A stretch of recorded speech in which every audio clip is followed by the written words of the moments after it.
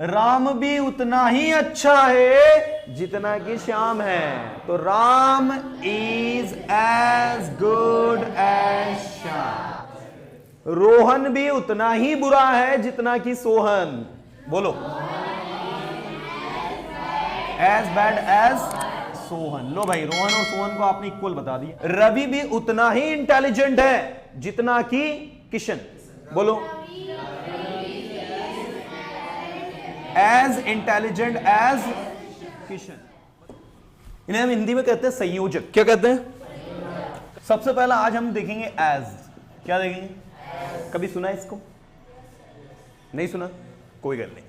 चलो, अगला कंजंक्शन हम लोग देखेंगे बट। तीसरा आज हम देखेंगे बिकॉज।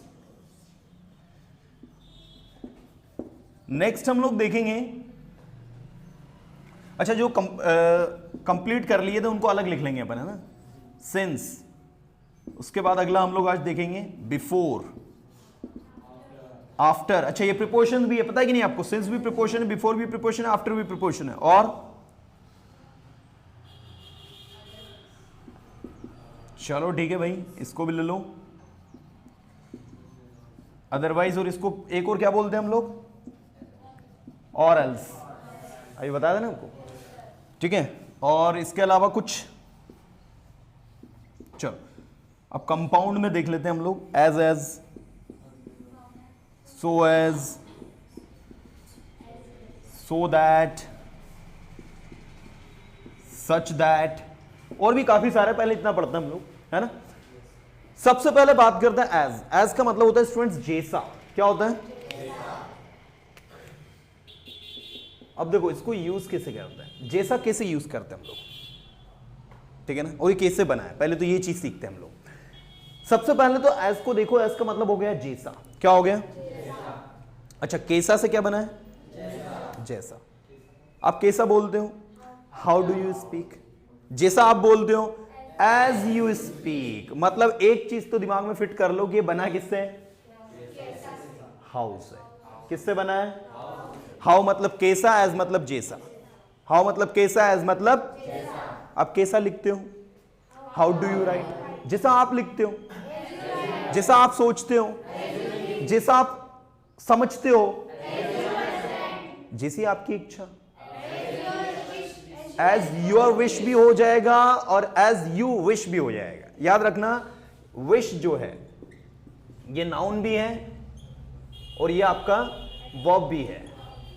तो जब आप किसी से बोलोगे जैसी आपकी इच्छा, तो एज यू विश ये भी सही है, और एज योर विश ये भी सही है। लेकिन दोनों में अंतर क्या है बताओ? ऊपर वाले का मतलब हो रहा है एज यू विश, जैसी आप इच्छा करते हैं, right, as a verb it is coming, क्योंकि ये देखो ना सब्जेक्ट लिखा है।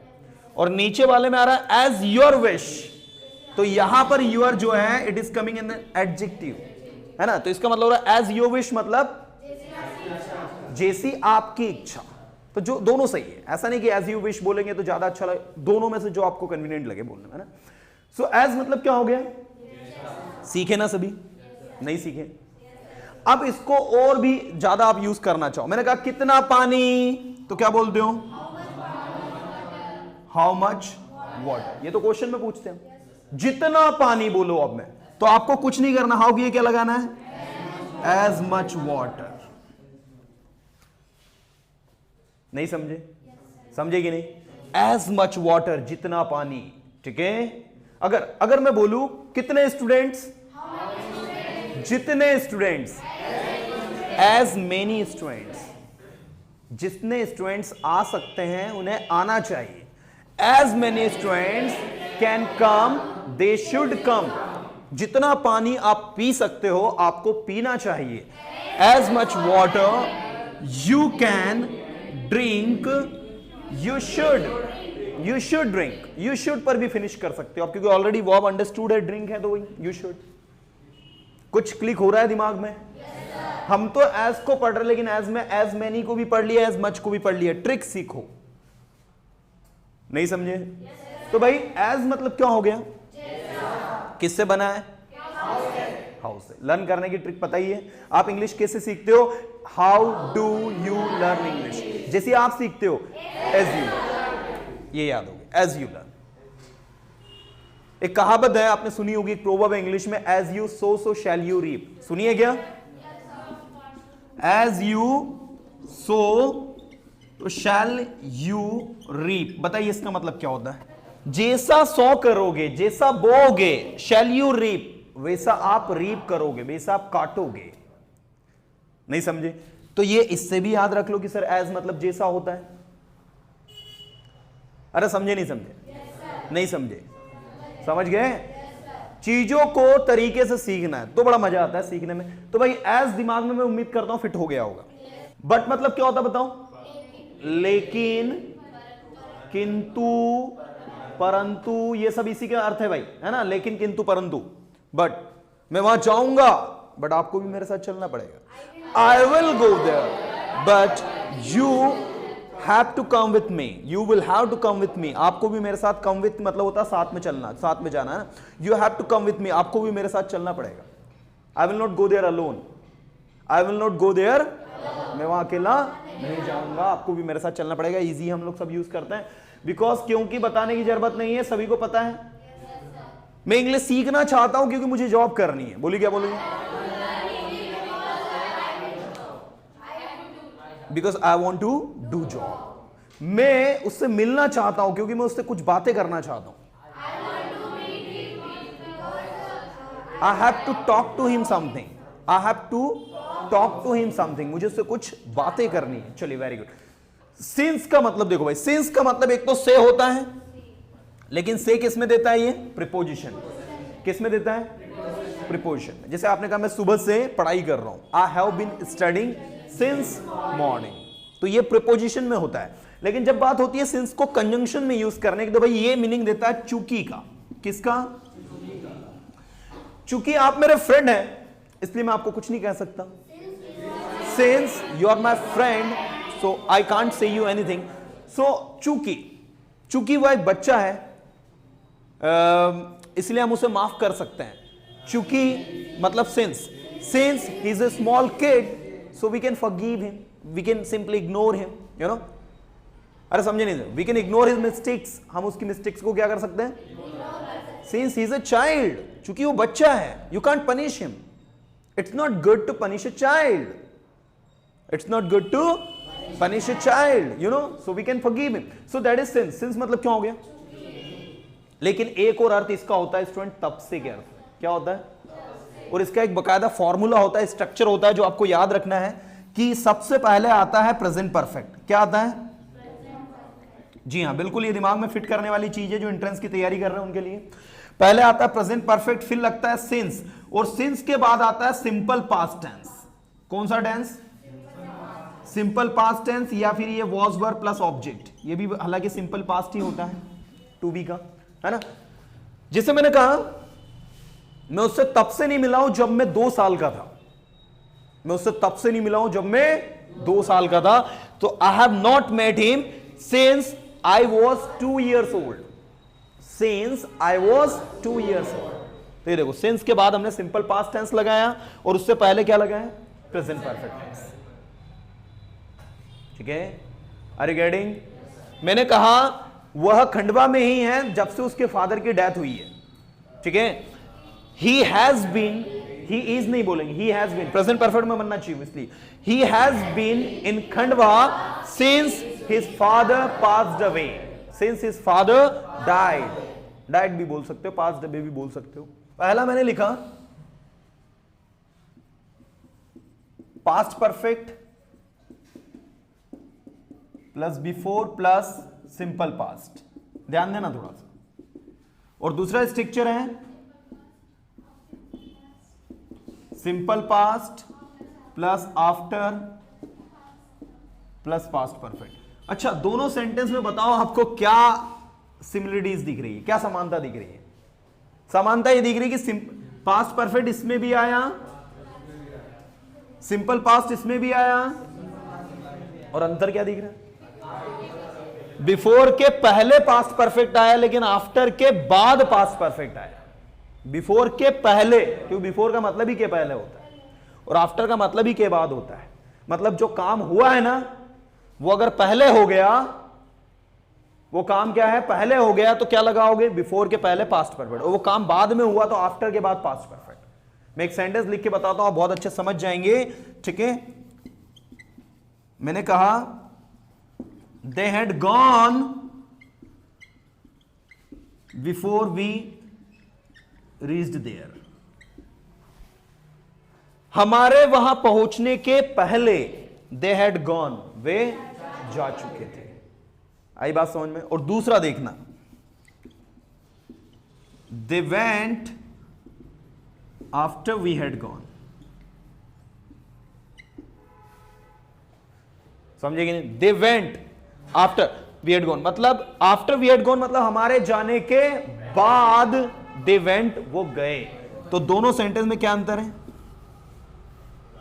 ऊपर वाले में का मतलब ये कि आप उनसे मिल ही नहीं पाए, आप वहां पहुंचते उससे पहले ही वो निकल गए, और नीचे वाले का मतलब क्या निकल रहा है कि आफ्टर वी हैड गॉन, हमारे जाने के बाद, दे वेंट मतलब हम गए, उनसे मिले, हमने बातचीत करी, फिर वो गए।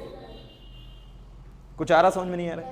तो ये दो स्ट्रक्चर्स है भाई जिनको फॉलो करना हमेशा। और एक और मैंने कौन सा लिखा था आपका, सेंस फॉर वाला। ये तीनों रेडीमेड है जिनको आपको माइंड करना है भाई। इनके अंदर आप अगर कोई बदलाव करेंगे तो आपको जेल हो जाएगी इंग्लिश में। हाँ, नहीं समझे? हाँ, इनको बदल नहीं सकते आप, ये यूनिवर्सल ट्रूथ है ये तीनों स्ट्रक्चर, समझे कि नहीं? बीच में सिंस लगा, सिंस के बाद सिंपल पास्ट और पहला सेंटेंस प्रेजेंट परफेक्ट, बीच में बिफोर लगा, बिफोर के पहले वाला पास्ट परफेक्ट और बिफोर के बाद आने वाला सिंपल पास्ट, बीच में आफ्टर लगा, आफ्टर के पहले सिंपल पास्ट और आफ्टर के बाद आने वाला कॉन्सेप्ट, समझे नहीं समझे? ये तीनों स्ट्रक्चर्स को फॉलो करना है आपको, क्योंकि कॉम्पिटिटिव एग्जाम के इंग्लिश में इनका अपना एक अलग रोल होता है, इनकी एक अलग अहमियत होती है, एंड दैट इज वाई इनको सिर्फ और सिर्फ हमको लर्न करना है, समझना है बस। चलिए, बिफोर मतलब होता है के पहले, आफ्टर मतलब होता है के बाद। चलिए अगला हम लोग देख रहे हैं अदरवाइज और एल्स। मुझे लगता है इसको समझाने की जरूरत नहीं है, you all can easily understand. भाई अदरवाइज और एल्स का मतलब क्या होता है, वरना। अभी लिखना बंद कर दूं, पहले समझ लूं, वरना या नहीं तो क्या मतलब निकलता है इसका, पढ़ाई करो वरना फेल हो जाओगे, study otherwise you will fail, study or else you will fail. Are you getting? मुझे ध्यान से सुनो नहीं तो आपको समझ में नहीं आएगा। Listen to me carefully otherwise you will not understand, listen to me carefully otherwise you will not understand. चलिए नेक्स्ट, एज की बात करते हैं। तो एज मतलब क्या हो गया बताओ, इतना जितना, क्या मतलब होता है इसका? देखो इधर मैं लिखता हूं यहां, इतना जितना। अब ये इतना जितना कैसे वर्क करता है भाई, इसको यूज करते हैं आप लोग पॉजिटिव डिग्री में। डिग्री पढ़ी है आप लोगों ने? नहीं पढ़ी ना? चलो पढ़ा देता हूं। देखो इधर 5 मिनट में डिग्री सीख जाओगे आप। कुछ एडजेक्टिव्स के नाम लिखो, गुड, बैड, इंटेलिजेंट। अच्छा, एडजेक्टिव को पहचानते कैसे बताओ? कैसा, वेरी गुड। कैसा से जो आंसर मिलता है वो क्या होता है? ये चेयर कैसी है? रेड है, तो रेड क्या हो गया? ये चेयर कैसी है? तो बोले महंगी है। कॉस्टली, कॉस्टली क्या हो गया? लड़का कैसा, तो लड़का आपने कहा इंटेलिजेंट, इंटेलिजेंट क्या हो गया? लड़का ईमानदार है, ऑनेस्ट, तो ऑनेस्ट क्या हो गया? एडजेक्टिव। तो आपको क्या करना है, इनके आगे और इनके पीछे, इनके आगे और इनके पीछे, इनके आगे और इनके पीछे, इनके आगे और इनके पीछे, इनके आगे और इनके पीछे जो है एज लगाना है, और बीच में एडजेक्टिव आ जाएगा। अब बना दो सेंटेंस, राम भी उतना ही अच्छा है जितना कि श्याम है। तो Ram is as good as Shyam. Rohan भी उतना ही बुरा है जितना कि सोहन। बोलो, एज बैड एज सोहन। लो भाई, रोहन और सोहन को आपने इक्वल बता दिया। समझे नहीं समझे? अरे समझेगी नहीं। ऐसे देखो, रवि भी उतना ही इंटेलिजेंट है जितना कि किशन। बोलो, एज इंटेलिजेंट एज किशन। बताओ, आया क्या समझ में? किया क्या हमने? पहला एडजेक्टिव लिख लिया, एडजेक्टिव के बाद में हम लोगों ने आगे और पीछे जो है एजेस लगा दिया। एजेस लगाने के बाद बस टू बी का सेंटेंस है, सिंपली बना दिया। नहीं समझे? अभी नेगेटिव भी करेंगे। मैंने कहा ये चेयर भी उतनी ही रेड है। मान लो आप 2 गुलाब के फूल देख रहे हो, आपने कहा ये वाला ज्यादा लाल है, नहीं वो ज्यादा लाल। मैंने कहा ये वाला भी उतना ही लाल है जितना कि वो वाला है। क्या बोलोगे इंग्लिश में? ये वाला मतलब होता है दिस वन मतलब ये वाला, दैट वन मतलब वो वाला। तो this one is as red as that one. Are you getting? नहीं समझे? अरे समझेगी नहीं समझे? ये कैमरा भी उतना ही महंगा है जितना कि वो कैमरा है। बोलो, this camera is as costly as that camera. This camera is as costly as that camera. Are you getting what I am talking about everyone? है कि नहीं इजी? अब बात करते हैं हम लोग सो एज की। ये भी उतना ही मतलब देता है, इतना जितना, लेकिन भाई इसका उपयोग होता है नेगेटिव सेंटेंस में। किस में होता है बोलो? नेगेटिव सेंटेंस में। अब आपको इनको नेगेटिव करना है।